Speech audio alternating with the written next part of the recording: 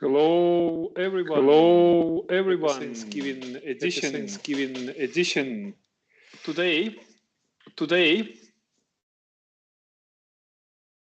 topic we call good, bad, and weird. And let's start from weird. Yeah. Let's start from weird. Because it will be macroeconomic piece of data. It's generally good, I believe. And it's generally good, I believe, to start from bigger picture. Bigger picture.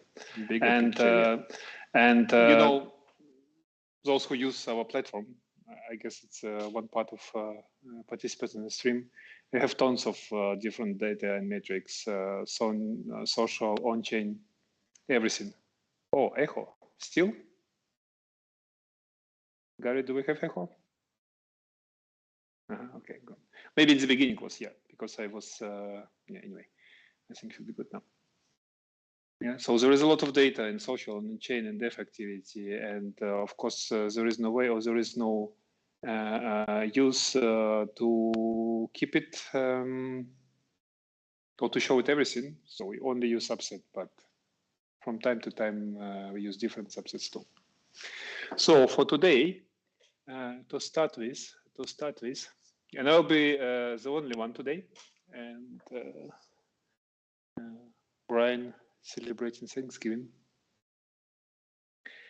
This is the weird part, the one which we cover or address from time to time. Yield for America US Treasuries. Basically, this is the indicator which Fed pays attention to and makes decisions.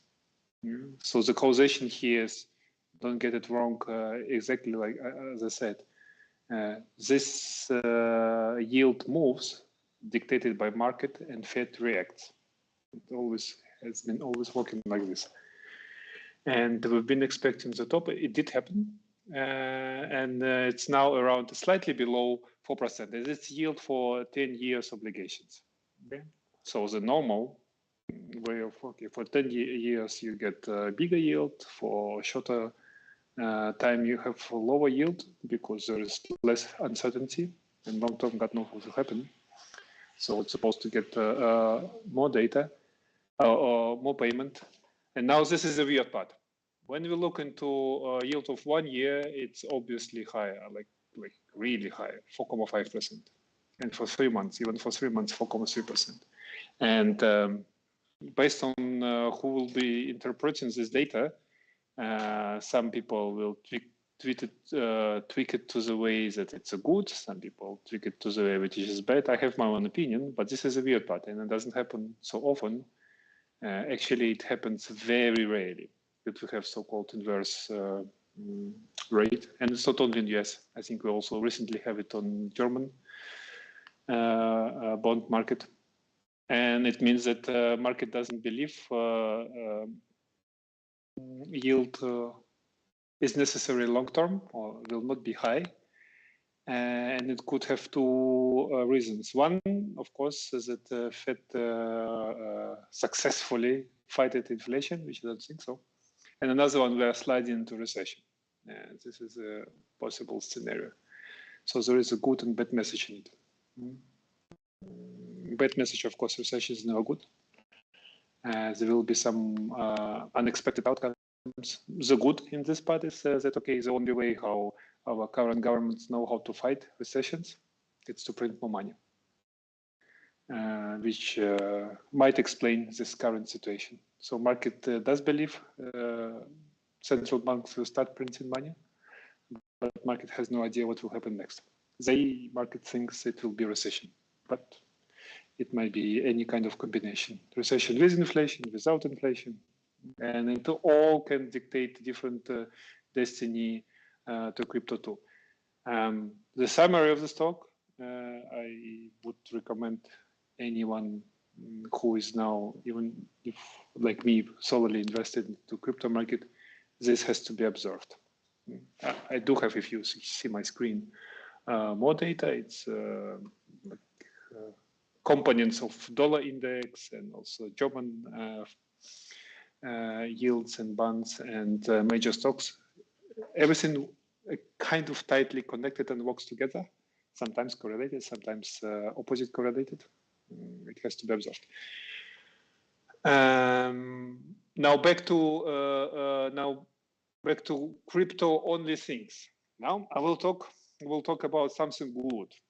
Yeah, and I mean like really good. One of the reasons why in our Discord channel we even issued not investment advice, of course, but still we said, okay, we expect now, I think 3 days ago, market to go up to 17, maybe 18,000 in Bitcoin. Then we'll see. Maybe we'll make new low. And the reason is, and now we got a confirmation. At that time it was different reasoning, but now what we see, green line is or green field area is the price of Bitcoin, and then you see several lines, blue, yellow, and red. Red is just to see how crowd behaves. It's very small wallet. It's Bitcoin supply distribution, and the red one is the smallest holders. Now the of interest is yellow and blue, and the blue one is what we've seen many times in the past, the one which can impact, does impact, and moves the market. It's those who hold between 1,000 and 10,000 Bitcoins. Yeah, sizable wealth with vested interest and enough money to move the market. Yeah. I cannot move the market. I suppose none of the listeners in our stream cannot do either. These guys can. And they've been accumulating. The first time after, quite some time, they've been buying. Please note, they did not buy the dip. They also decreased, everything decreased. They did not follow up the self-custody, but now they're buying. Yeah, whatever it means. In the long term, we don't know yet, but typically in the midterm, it's quite a good signal. In my collection, it's one of top 5 signals. Now, we do the same analysis for Ethereum. For Ethereum, the picture is a bit different. And namely, you see here everything is decreasing. That was, I think we covered it last week, flight to self-custody, where everyone increased their holding. The only one decreasing, not shown here, it's exchange wallets. They depleted a lot. Yeah. And people moved to, some of them just because they realized self-custody, some of them scared if exchanges are working with will survive or not. And this slaughter we had seen the last weeks. Anyway, everything increased, but since then, you see, it's also this group of 1,000 to 10,000 has been decreasing together with decline of the market. Now, and if you look carefully, it's very correlated with the market movement. They can buy the dips, for them it's not a problem, but they are moving the market probably also, or reflecting the behavior of big players quite nicely. At the moment they decreased position, like last few days, which not necessarily a bad sign. Again, good bait. It's a normal behavior. They're not convinced. I think many of the listeners on the stream not convinced. We turn to the tables around. So it's not a bad sign. But if taken for the last week or 10 days, they increased. And if you look even closer on a smaller time scale, you see they increased and then the price moved. On top of it, we will not show it here, as I want to keep this Friday weekend also kind of short talk. All metrics we usually observe inside our team, of analytic team, related to the debt, how debt is created in our compound MakerDAO, and how it's borrowed. It also shows, all of them shows good patterns. Not much, if at all, new debt is created. Means people don't see opportunities or don't think it's worth borrowing and putting into some risky tokens, or doing some kind of short-term arbitrage even. And also the transaction fees stay low. Actually, we can even probably see. Let me take another chart. I do like the setup of everything I'm following. Here, average fees. Yeah. It is a behavior with so low fees where there is no activity, and then you should. We also should take into account that quite some liquidity moved from centralized exchanges to decentralized exchanges. By no means the process is over, and it's not even as much as we wish to have to be fully decentralized. Yet it's a sizable. It was sizable amount moved, no activity. If we would see a lot of activity, I mean, people see opportunities, they keep buying, putting liquidity pools, whatever they're doing, the price will, gas fee would increase. No, nothing like this. It's just given to compare how it used to be in the past. You can select here. Let's take 1 year.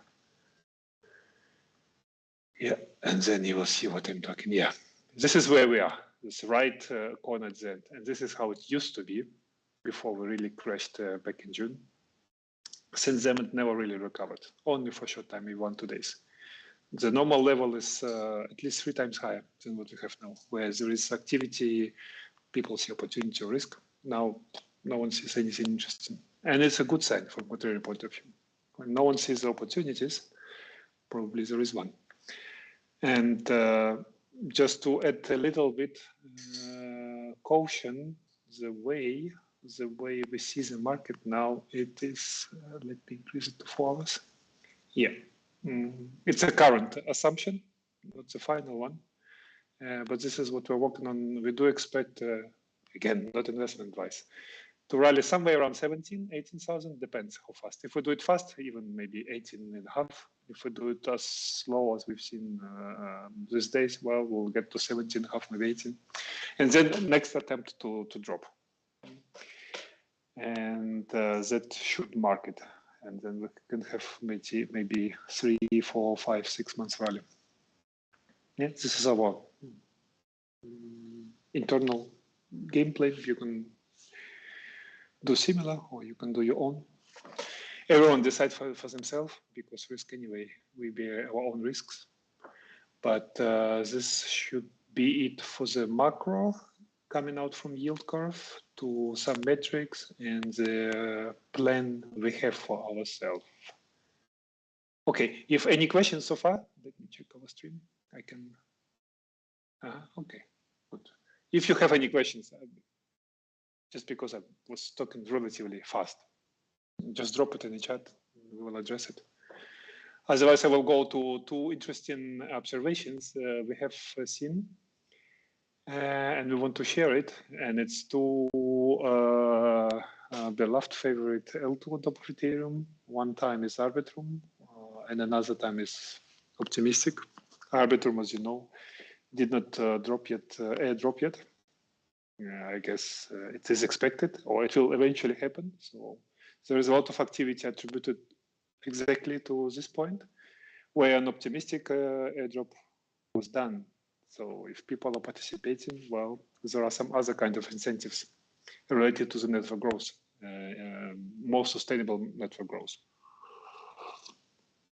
If we start with Arbitrum, what we like to observe is the behavior of different stable coins and different networks. Yeah. And we usually pick up USDT, USDC, DAI. They do represent, well, unless it will be, if we would look into Binance machines, then of course we'll take Binance USD. But in case of Arbitrum optimistic, these 2 are enough. And it's a kind of interesting picture we see. So on a screen, again, green is the price, in this case Ethereum, and red is network activity on Ethereum, and yellow is on Arbitrum. And the first chart is USDT, then USDC, and DAI. And by the way, we'll share all the chart layouts, Excel chart layouts after the stream is over. So you can look for yourself, or you can use it as example to build your own chart layouts. And USDT, yeah, quite impressive. It's like if you compare, it's like a dwarfed. But don't and here's important setting on top: shared access. so that everything appears on the same scale. And it's good to see like absolutely how it behaves. You see, well, okay, on Ethereum, USDT is a king, which is supposed to be like this. USDT, I think, still used on Ethereum, on Tron a lot. And on Arbitrum, looks like whatever protocols deployed, they don't rely so much on USDT. And especially, USDT is mostly used on centralized exchanges. So there is not much, maybe even no connection at all between centralized exchanges and Arbitrum yet. So this activity is obviously and rightfully so much higher on mainnet, but trends, if you remove the threat access, you will see more like what are the trends. And lately we can make, first we can make a conclusion that they move similar. The kind of shape is very similar, except this strong spike when we had some crash. Otherwise, they move similar. And you could even say that USDT on Arbitrum is slightly outperforming, but it's just a speculation. I wouldn't go so far. Just remember that playing with this setting is good. You can switch between trends on different time frames or absolute mean. Now, what is interesting related to Arbitrum is how close USDC and DAI are in absolute network activity values, both Ethereum and Arbitrum. This is really impressive. Before I saw the chart, actually, I didn't realize just how close it is. Just look at this. Okay, there are kind of difference of 2 times, but it's was a specific event when there was a flight to quality, namely to USDC during the last FTX drama. And it's not by scale of 10. Yeah, at that time it was maybe 2 times more, but generally, if you look into the last few months, it's very, very, very close. It means that USDC used for decentralized protocols almost as high as on Ethereum and Arbitrum. It's a very strong sign. It has its own adoption. DAI is the same. DAI is the same, or even we have a few cases where DAI was more active on Arbitrum than on mainnet of Ethereum. It's quite impressive. Okay. If it's advice or not to do some active on Arbitrum, yeah, I would say so. Be active. And maybe find whatever the farming or liquidity pools with stablecoins. That seems to be quite safe and yet valuable way. There is a lot of activity going on there. Now for optimism. This is a chart we should look into. It's a really massive jump into network activity, starting from somewhere mid-end of September. It's like trend is clear. It just keeps climbing up. Regardless if price goes up, yeah, it grows together. Price goes down, it's maybe initially a little bit drop, but still keep growing. It's a very impressive adoption for optimism. And you see network growth, how many new addresses or new participants or whatever is happening on optimism being added on daily basis. It's already like really very growing, very much growing. Reminds me kind of some initial days of Ethereum itself. It's a very strong sign.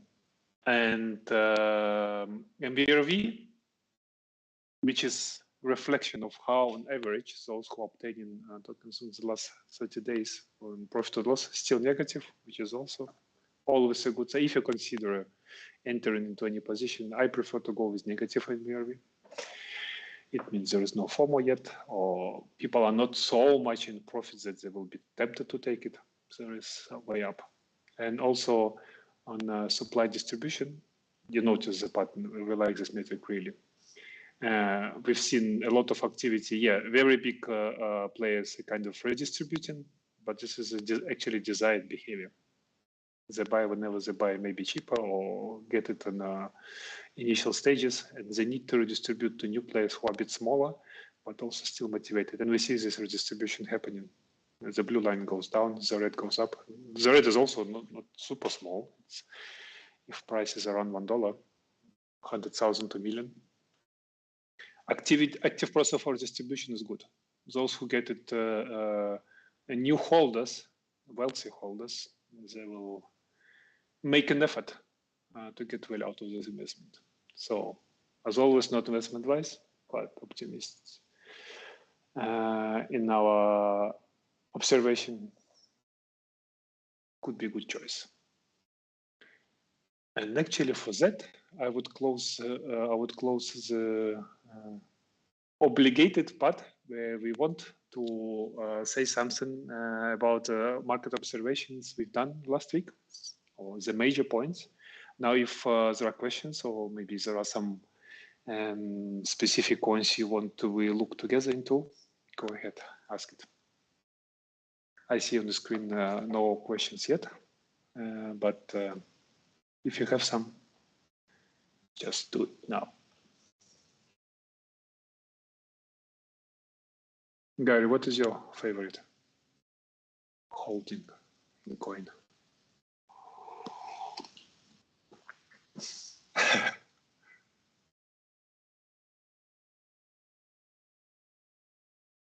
Right, indeed. Let me see. Indeed, there was a lot of cool things, and also we look into DYDX here.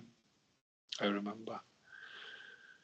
So let's check both. Oh wow, DYDX indeed.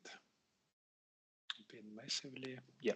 So you say TWT, yeah. Trust wallet, how is it? Yeah, I think it get its. Is it locked? I know here. It got its start time when there was a flight to self-custody. So it's one. Let's first check it on long term. Don't we have on-chain metrics for it? Network growth. Yeah, I see we have active addresses, but for whatever reason. Oh wait, it's on which chain is it?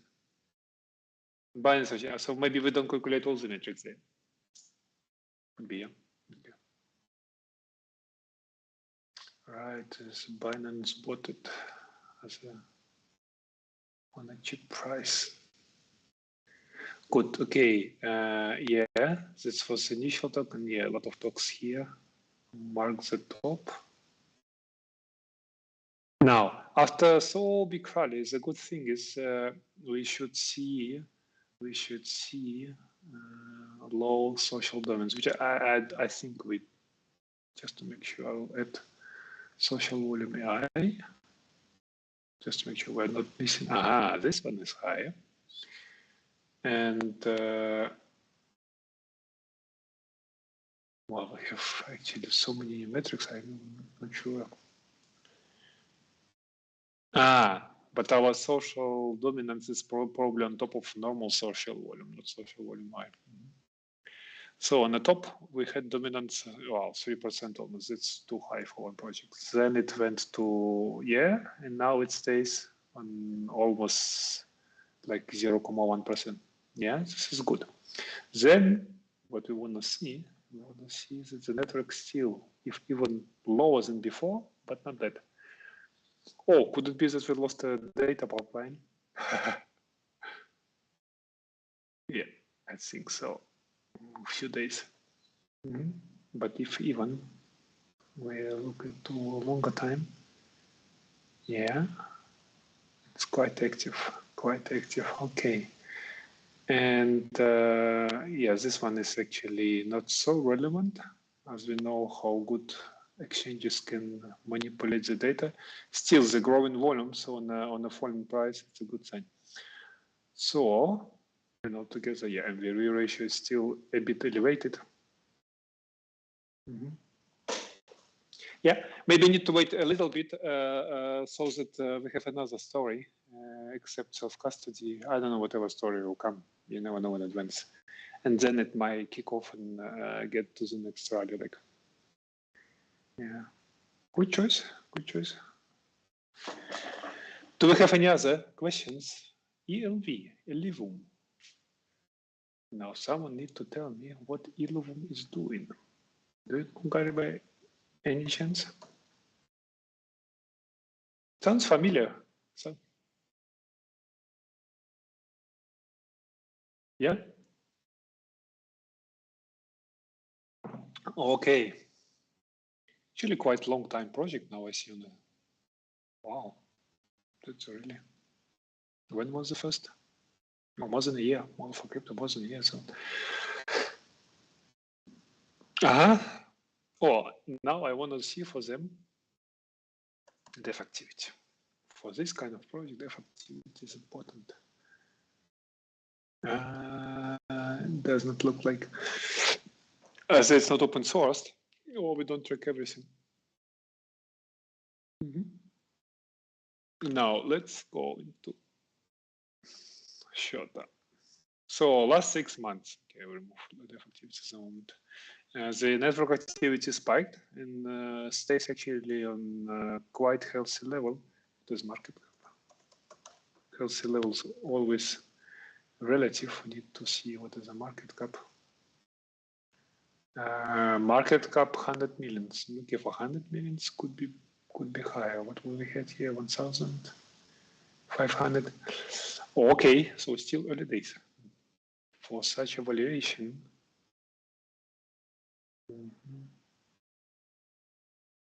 Is it changing so much? The supply, because here's very strong spike. Okay, so if we see the market generally on or talking on around 400 active addresses per day, it's not bad, especially for the current bear market. Here's a strong increase, probably some incentive program, but even since then stays on around 100 per day, so it's quite good. Now social volume, I don't think we'll get much, otherwise I already know about them. Yeah. Trading volume, okay, stable. I'm very good. And very is very good, very low. And now we need. I want to see balances. Exchange by balance of address, supply distribution. Yeah. So if the price is, how much was it? 30 or around 30. Current price is around 30. We get between 30, let's say 30, and some people maybe bought a bit more expensive, 50. Yeah, okay. Now, what we want to see, anything below 10,000 that would need it. Yeah, let's take first this group. And then take price. Okay. So this is a relatively small place. They behave similar. They just keep accumulating. Okay. This I don't like much. I would prefer them to be latecomers so that they can ignite some FOMO. But okay, let's combine them anyway together. So this is one group of relatively small token holders. Yeah, and they've been since end of August, steady, or even from November, accelerated increase. Oh, good. Now these are ones who are moving the market. Oh, this one's even more volatile. Okay, let's see what is their percentage. More or less, all of them. I'm wondering who's holding the most. These guys? Yeah, 12%. Wow, this is probably Treasury. Okay, so I don't know much about the project, but from the way how the slide looks like, there is constant distribution inflation from some big, maybe team wallets. Now it's important to understand who are picking up, who is picking up. These big ones, okay, they're still increasing. That's a kind of good sign. Now, more important behavior of this two. Let's look into detail. Now, as long as blue is increasing, generally I would say you are in a safe. Okay. The yellow one, hard to say. I don't know how project is structured. Maybe there are some liquidity pools where so much coin can be staked. So I would say I would pay attention to these two groups.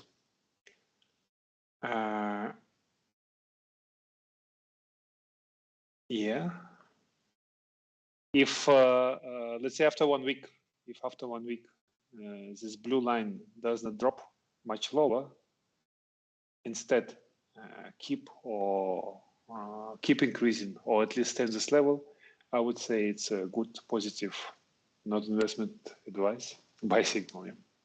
If it drops lower, or if it goes down from the current level, somewhere here to 1.6% of total supply, I would say it's good. So this is the guy's blue line who probably defines the future or pricing future, not the price, not the future of the project itself. This has with pricing sometimes nothing to do. Like take Santiment token into account. The price Santiment token doesn't impact much of how Santiment project developing. But the pricing is probably defined by these blue guys. I do see quite some correlations with the behavior. Yeah. If it helps, just make this chart by yourself. If you cannot, ask in Discord. We can send you a link. I would observe these two groups. And actually, it would be good if this red line, small holders, if they decrease in their holdings, it's okay. They're easily to panic or not convinced.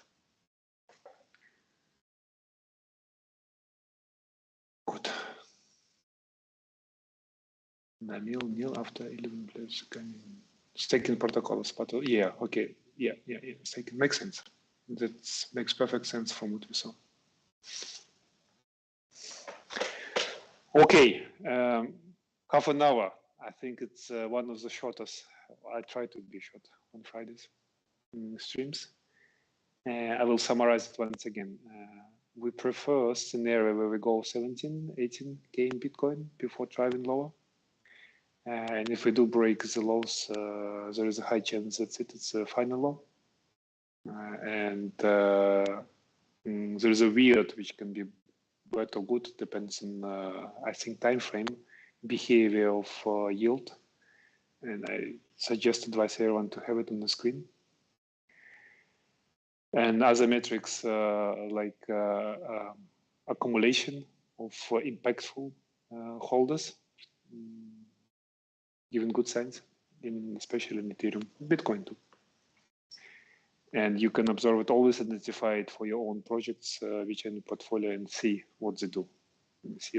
So that you are not following the wrong group of holders, not following the crowd.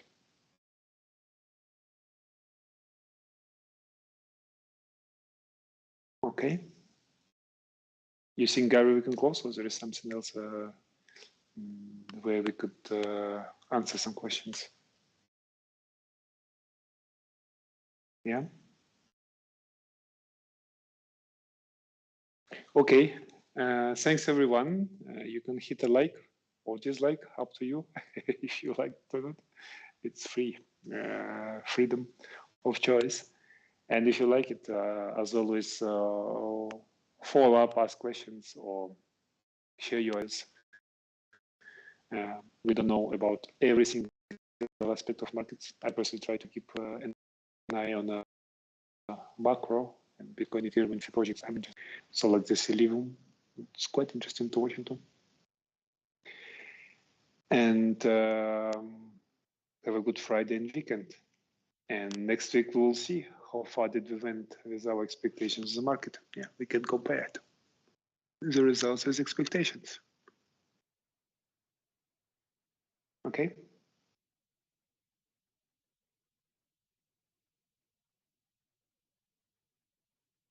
Thanks for watching, everyone.